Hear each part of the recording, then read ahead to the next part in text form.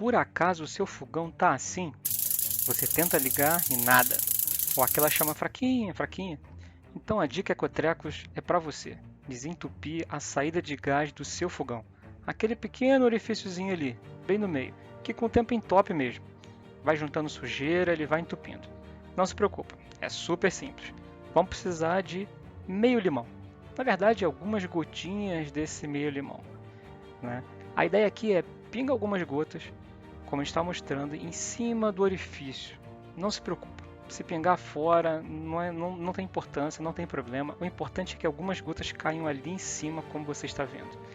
Note que o ácido do limão vai reagir, vai soltar algumas borbulhas, também é normal, né? Qualquer impureza que tiver ali vai reagir com o ácido e vai liberar a passagem do gás.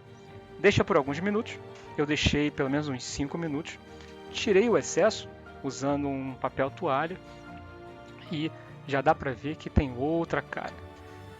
Sendo assim, monte novamente a saída do gás e faça o teste. Provavelmente ele vai ligar novamente e funcionar Abemos gás. sem problema nenhum como novo. Aproveitando que o limão estava em mãos, a gente resolveu fazer em todas as outras bocas. Se o problema era só desentupimento, ou problema do entupimento, na verdade, ele vai acender sem maiores problemas.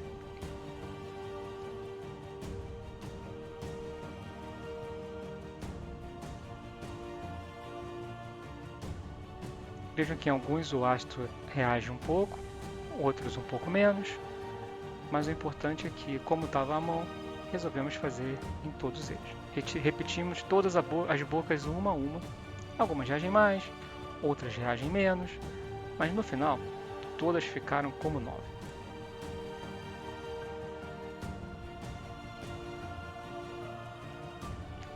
E aí, gostou da dica? Se gostou, deixa aquela curtida bacana, se inscreve no canal para a gente poder trazer mais dicas.